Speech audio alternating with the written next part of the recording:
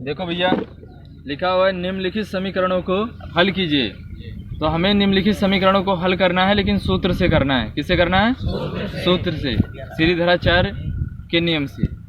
आज हम आपको पिछली क्लास में ये बताए थे, सीरीधराचार्य का जो नियम था उसका फार्मूला निकलवाए थे और उमर खयाम विधि, है ना, 2 मेथड्स बताए थे। आज उसी फार्मूले का एप्लीकेशन करके हम लोग जो ये क्वेश्चन दिया उसको सॉल्व करेंगे।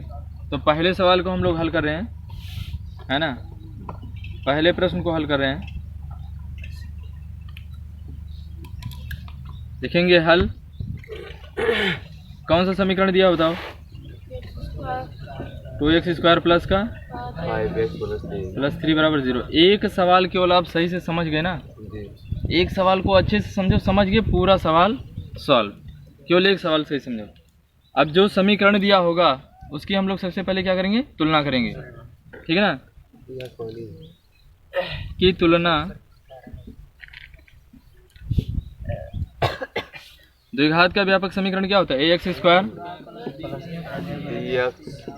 प्लस c बराबर 0। मैंने पहले बता दिया है। इससे क्यों करते हैं? क्योंकि हमें a b c का मान चाहिए।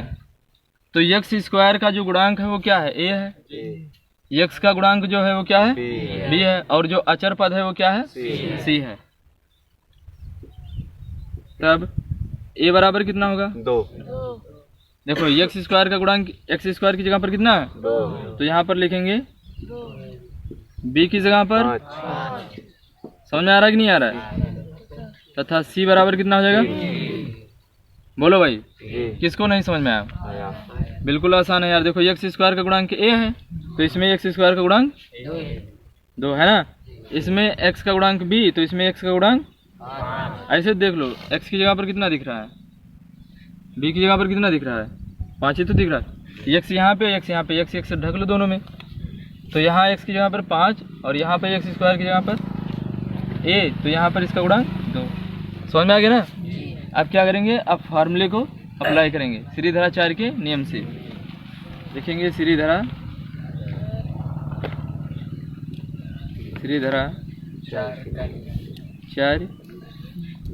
के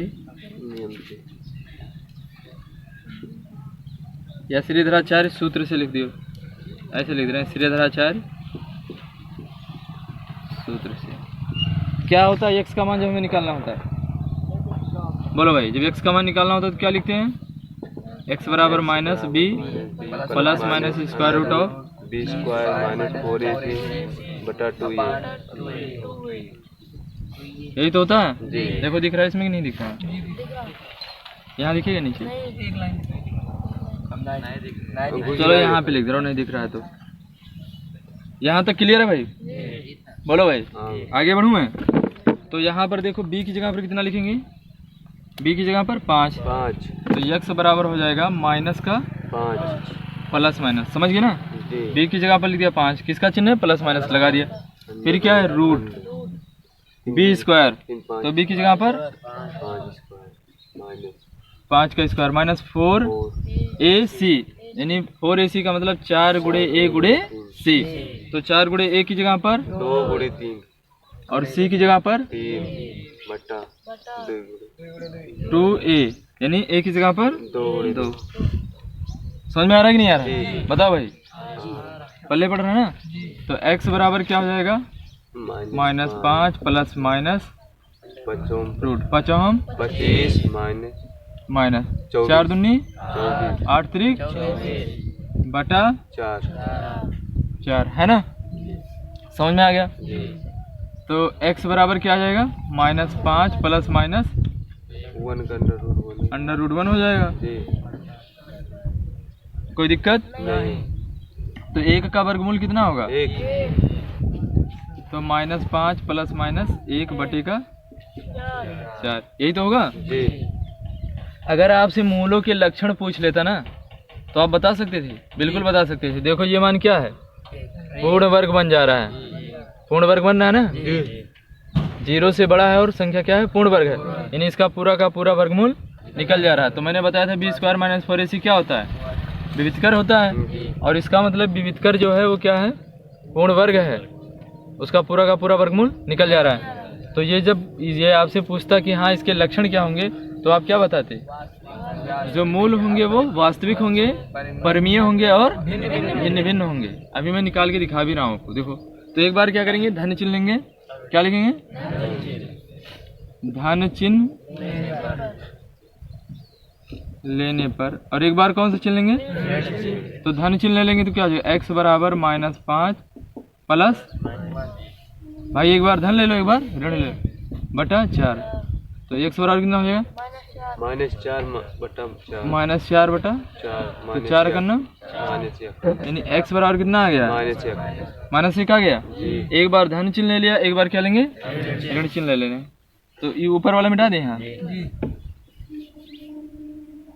समझ में आ रहा है ना? आप क्या लिखेंगे? ऋण चिन्ह लेने पर, ऋण चिन्ह लेने पर। तो x बराबर क्या हो जाएगा? -5 -1 अपॉन का, तो x बराबर क्या हो जाएगा? -6 -3 बटा 2। तो लिखेंगे अतः है x के जो मूल होंगे वो कितने होंगे? -1 और माइनस, तो दोनों अलग अलग मान नहीं आ रहा है। देखो भिन्न भिन्न का मतलब क्या है? एक मान x का अलग हो और दूसरा मान x का बिल्कुल भिन्न भिन्न आ रहा है। -1 और -3 बटा 2। और -1 क्या है?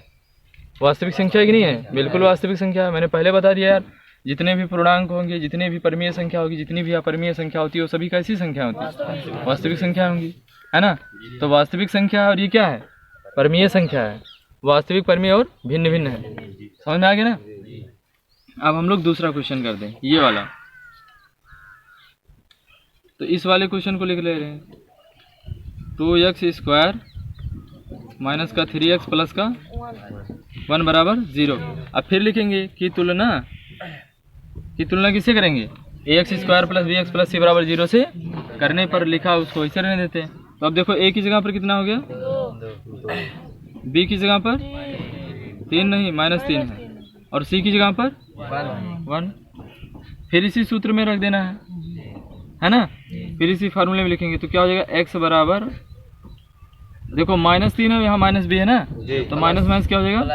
तो एक स्टेप लिख दे रहे हैं, ऐसे लिख देंगे ब्रैकेट में। जब माइनस में रहेगा तो उसको ब्रैकेट में लिख देना, ठीक है ना? माइनस में रहेगा तो क्या करोगे? ब्रैकेट में लिखोगे। तो plus minus square root of -3 का होल स्क्वायर -4ac, a की जगह पर 2 और c की जगह पर, समझ गए कि नहीं समझ पाए? और बटा 2a, तो 2 गुणे 2 दिख रहा है इसमें, यहाँ लिख रहा हूँ मैं।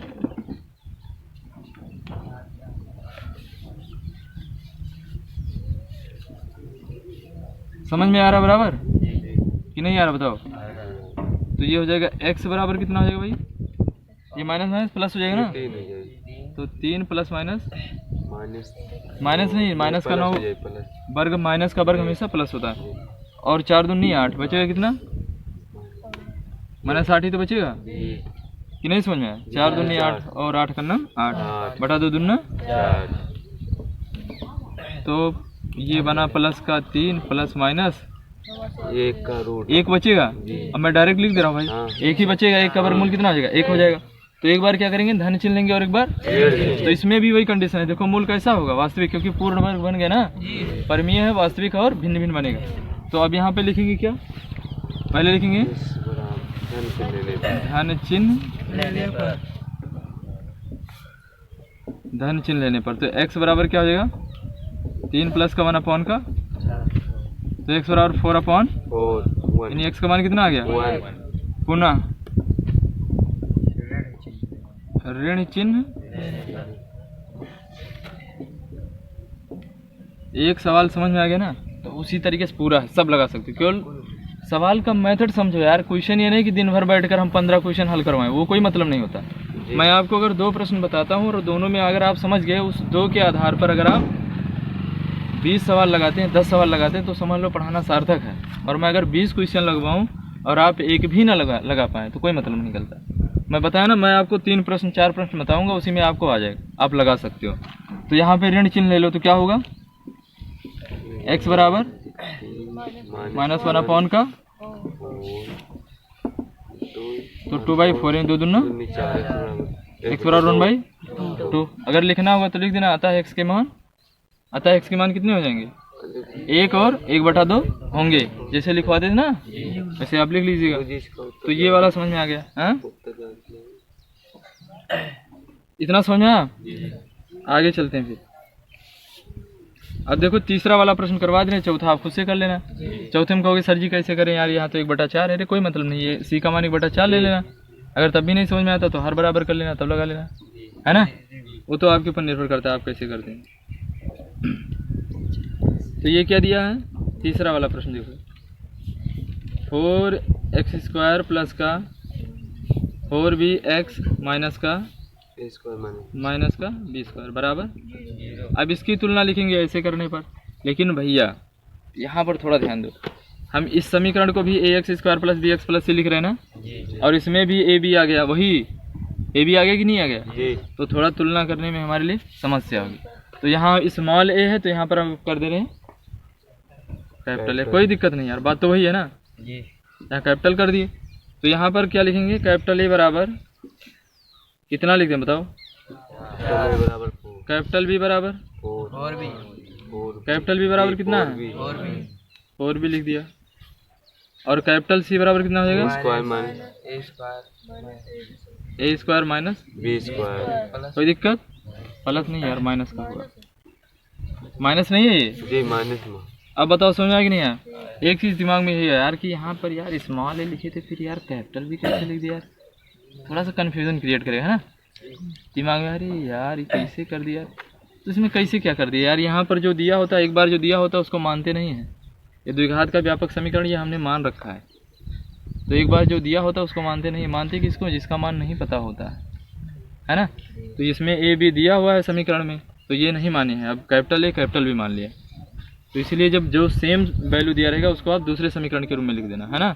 अगर यहाँ कैपिटल में ए बी दिया होता तो यहाँ स्मॉल मान लेते, है ना। तो इतना दिया हुआ, अब इसकी जो वैल्यू बनेगी अब क्या बनेगा? Minus B. भाई ये तो समीकरण मान लिया ना, तो माइनस बी, और यहाँ क्या बन जाएगा? कैपिटल बी, कैपिटल ए और कैपिटल। कोई दिक्कत नहीं समझ में? Capital A capital B. अब लगाओ यहाँ पे सारी वैल्यू, और यहाँ पे कर देना कैपिटल। कोई दिक्कत? भाई वही चीज़ तो लिखा हूँ मैं यार, कुछ दूसरा थोड़ा लिखा हूँ, वही चीज़ है, केवल कैपिटल में कर दिया हूँ। क्यों? क्योंकि यहाँ स्मॉल दिया हुआ। तो x बराबर क्या हो जाएगा? माइनस बी की जगह पर -4b। कहोगे सर जी इसको कोष्टक में क्यों नहीं किया? वहाँ पे किया था, वहाँ पे यार चिन्ह माइनस था इसलिए कर दिया था। और ये हो जाएगा plus minus root b²। b² का मतलब b की जगह पर -4b का -4ac, तो 4a की जगह पर ac, c की जगह पर a² माइनस अपॉन का 2a, तो 2 गुणे। समझ में आया कि नहीं आया? बताओ, ये वाला सब मिटा दे रहे हैं आप। अब आप ये वाला लगा लीजिएगा, ठीक है। अब ऊपर मिटा के ऊपर ही लिख दे रहे हैं भाई, यहाँ पे लिख दे रहा हूँ मैं। अब ये वाली वैल्यू यहाँ लिख रहा हूँ, देखो। तो x बराबर कितना हो जाएगा? माइनस का 4b plus minus square root of 4 चौक 16b²। और ये कितना हो जाएगा भाई? देखो माइनस माइनस का गुणा है तो क्या हो जाएगा? प्लस 4 चौक 16। प्लस क्या लिखेंगे? 16 यार, एक मिनट रुक जाओ। देखो माइनस यहाँ गुणा करोगे तो माइनस माइनस का गुणा प्लस, तो हो जाएगा 16, और ब्रैकेट के अंदर क्या बचेगा? अपॉन का क्या बचेगा? 4 दूनी 8। तो x बराबर क्या बचा? -4b प्लस माइनस, अब यार इसको ब्रेक कर दो, तो 16b² प्लस का 16a² माइनस 16b² अपॉन का। समझ में आ रहा है कि नहीं आ रहा है? बताओ भाई। तो प्लस का 16b² माइनस का 16b² क्या हो जाएगा? कट जाएगा। कटेगा नहीं, 0 हो जाता है, घट जाता है ना। कटने पर एक आता है, कटने का मतलब पूर्ण विभाज्य हो जाए, एक आता है। तो 16b² में से 16b² क्या हो जाएगा? घट जाएगा, तो 0 बचेगा। तो माइनस का 4b plus minus square root of क्या बचेगा? 16a स्क्वायर बटा 8। अब देखो 16a स्क्वायर है तो इसको आप क्या लिख सकते हो, 4a का लिख सकते हो कि नहीं लिख सकते। और 4a का होल स्क्वायर आप जानते हो जब स्क्वायर है तो वर्गमूल निकल जाएगा, तो बचेगा क्या, 4a बचेगा। तो x बराबर बचा माइनस का 4b plus minus 4a upon का 8 समझे कैसे जी भैया, इसका वर्गमूल निकल गया है ना। तो ये भी संख्या कैसी बनाएगी, वही मूलों का लक्षण अगर हम ज्ञात करें तो क्या होगा, परमीय, वास्तविक और मूल भिन्न भिन्न होंगे। क्यों, क्योंकि यार पूरा का पूरा वर्गमूल निकल जा रहा है ना। थोड़ा सा दिमाग लगाना है, इसमें कुछ है नहीं, लक्षण लक्षण आता है ज्ञात करने के लिए, वही पूछता ही है, मूलों का लक्षण ही निकाल दो। क्या बताएं, 16 को ऐसे लिख सकते हो 4a गुणे 4a मान सकते हो। यार दिया है, मानना क्या है उसमें, वर्गमूल निकालना नहीं आता आप लोगों को, क्या बताएं मैं, कितनी शर्म की बात है। शर्म की जगह पर अगर परिश्रम किए होते ना, परिश्रम किए होते तो आज ये जो शर्म आ रही वो ना आती, परिश्रम आती। लेकिन सब कुछ उल्टा उल्टा हो गया। गाना गाओगे बैठी घर पे, सपना अधूरा रह गया, सोचल भइल ना पूरा, है ना बाबा नमस्ते। तो इतना समझ में आ गया होगा। तो 16 का वर्गमूल निकाला है, 16a का वर्गमूल निकाला है 4 स्क्वायर, ठीक है। तो एक बार क्या करेंगे, इसको ऐसे लिखेंगे, रुको अभी 2 मिनट बाद। तो माइनस का 4b plus minus 4a upon का, यही तो दिया हुआ था। इसमें आप 4 कॉमन कर लो, देखो 4 कॉमन कर ले रहे हैं, 4 कॉमन कर ले रहे हैं, तो minus b plus minus upon का 4 करना, 4 दूनी 8, तो माइनस b प्लस माइनस 1/2 यही तो बनेगा। अब क्या करेंगे, एक बार धन चिन्ह ले लेंगे और एक बार ऋण चिन्ह ले लेंगे। तो लिखेंगे पहले क्या लिखें, धन चिन्ह लेने पर पहले धन ही लिया करो यार, कहे कि पैसा वैसा रहता है तो थोड़ा अच्छा लगता है, जब चला जाता है बहुत बुरा लगता है भाई। धन चिन्ह लेने पर तो x बराबर क्या हो जाएगा, माइनस b प्लस a बटा 2। इसको ऐसे भी लिख सकते हो, a माइनस b बटा, तो एक तो मान ये हो गया x का, और दूसरा मान कैसे निकालेंगे, ऋण चिन्ह लेने पर। क्या लेंगे भाई, ऋण चिन्ह लेने पर। तो ऋण चिन्ह ले लेंगे तो क्या हो जाएगा, x बराबर माइनस b माइनस a बटा 2। तो माइनस कर लो कॉमन, तो a प्लस b बटा 2, यही तो बचेगा। तो x का दोनों मान आ गया, कोई दिक्कत नहीं, समझ में आया, बोलो भाई, क्लियर है। हाँ